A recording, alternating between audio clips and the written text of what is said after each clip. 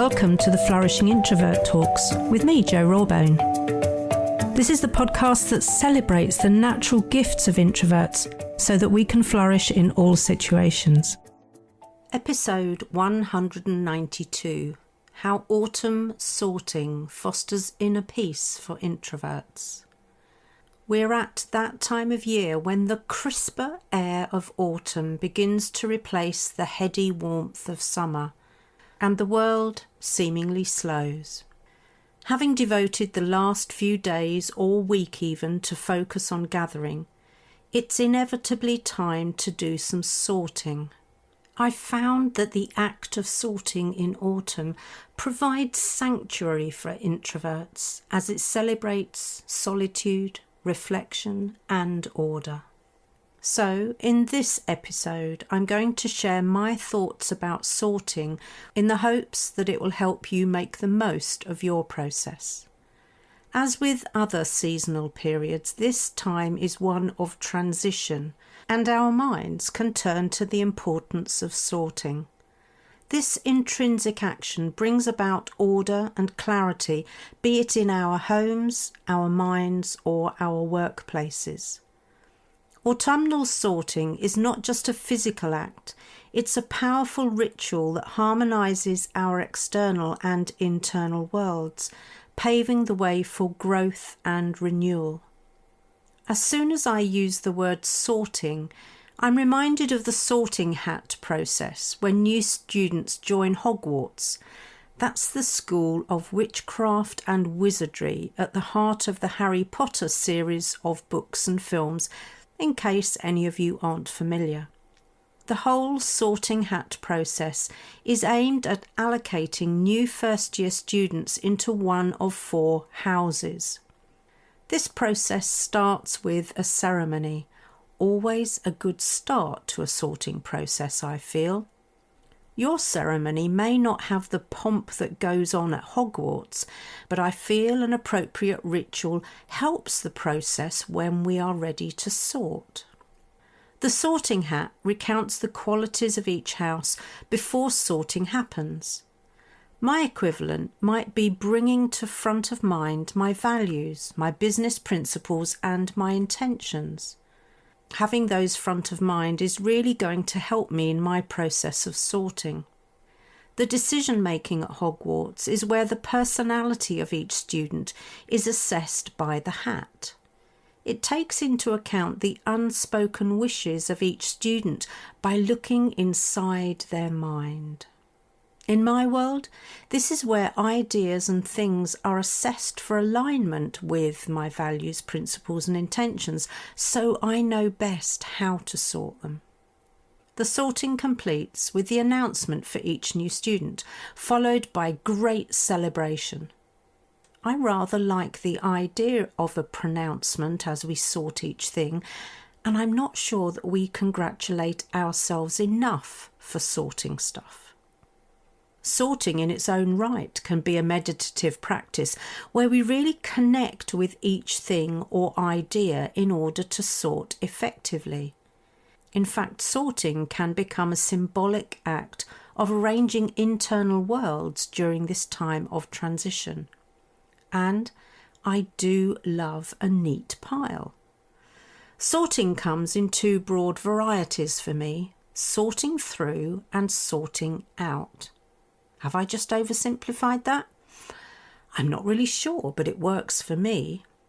So let's look at sorting through to begin with. This is the act of going through a collection or accumulation of items, information or tasks to organise, categorise and/or find something specific. And there are many things I need to sort through at this time of year, like my ideas, so that I can decide which ones to progress and which ones to leave for someone else to pick up. Any actions that have continually been deferred, have they time expired, or do I need a new plan to provide some momentum?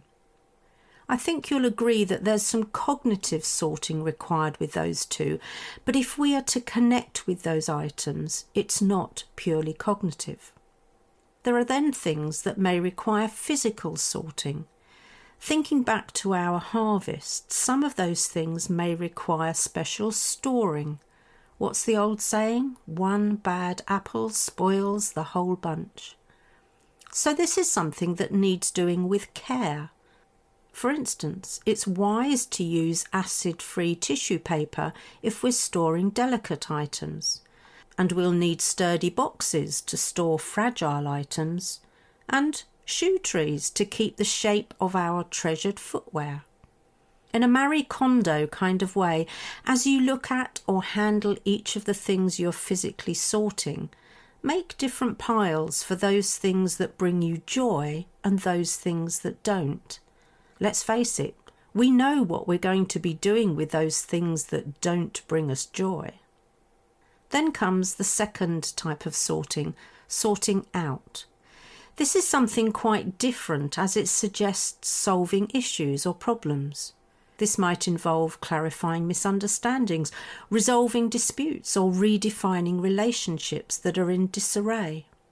Transitional times provide a brilliant opportunity to sort issues rather than let them fester, if, that is, you want to sort them. Do they have the potential to bring you joy, and how likely is it to be reciprocated?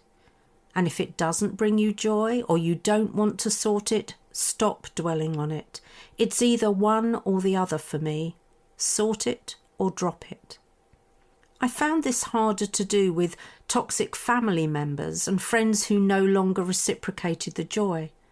Funnily enough, once I look at relationships through that lens, not many of them were worth the effort I was expending. And that is such an important realization for an introvert like me.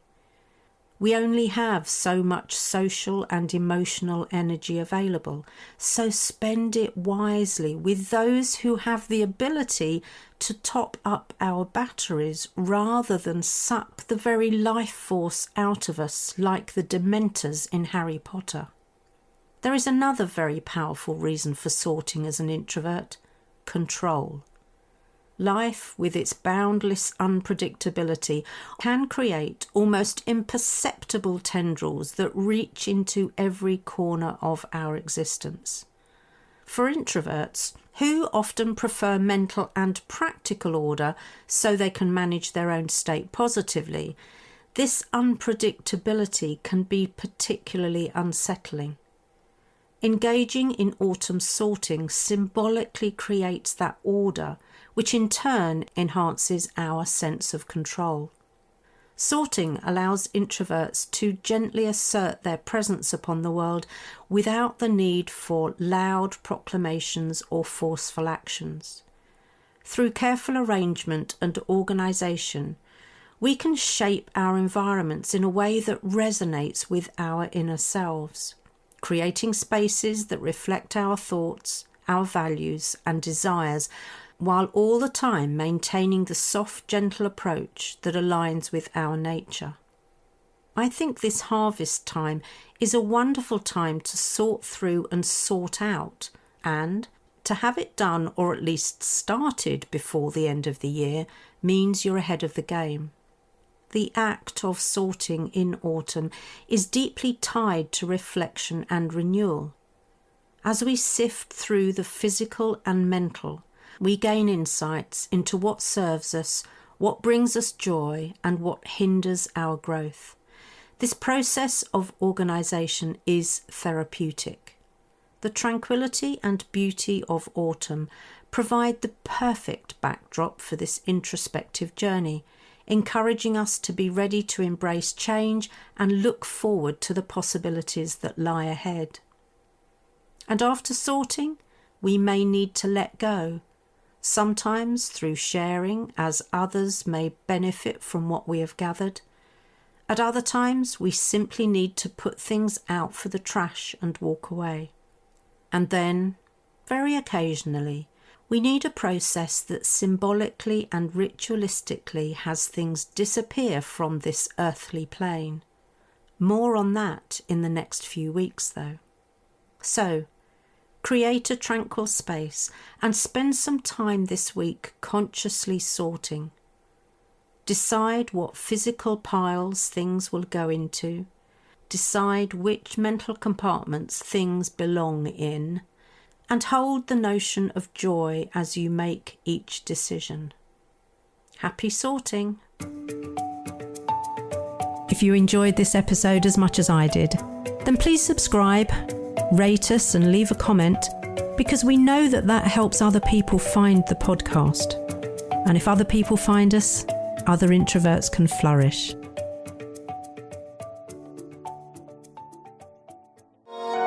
This has been a Monkey Pants Productions podcast.